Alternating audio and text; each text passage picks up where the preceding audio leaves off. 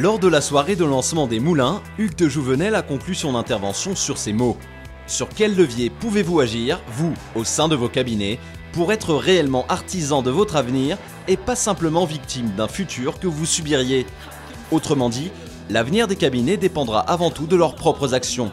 Mais pour agir de façon appropriée, mieux vaut bien connaître son environnement. Or, les mutations de l'environnement de la profession comptable ont été nombreuses et profondes au cours de la dernière décennie. Intégration des AGC, autorisation de la publicité, puis du démarchage, ouverture du capital, autorisation des filiales et des actes de commerce, sans oublier la baisse tendancielle de la rentabilité des cabinets. Ces mutations ont déjà eu des impacts notables sur la profession et leurs effets continueront à se faire sentir au cours des 10 prochaines années. Ces évolutions, encore émergentes pour certaines, vont s'inviter durablement dans l'exercice quotidien des professionnels du chiffre.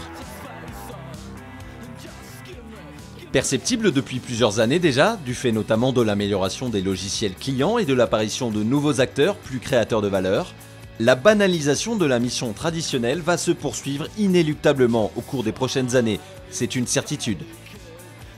Dans le même temps, l'évolution des comportements des clients, l'essor des offres low cost et l'autorisation de la publicité et du démarchage conduiront à un durcissement de la concurrence entre les cabinets, mais aussi avec les professions connexes.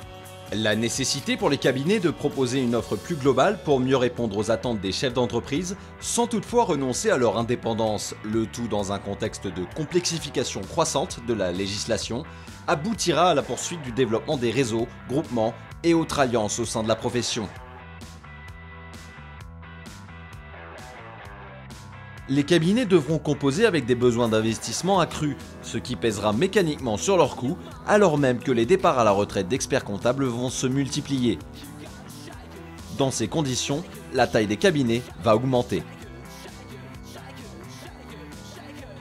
La nécessité de développer de nouveaux modèles économiques et de renforcer, voire de mettre en place des fonctions support au sein des cabinets aura quant à elle des impacts directs sur les profils des collaborateurs. Des profils qui seront immanquablement amenés à se diversifier dans les années à venir. Compte tenu de toutes ces évolutions, les tarifs de la mission traditionnelle vont continuer de baisser, et avec elles, la rentabilité de ces prestations qui représentent encore l'écrasante majorité du chiffre d'affaires des cabinets.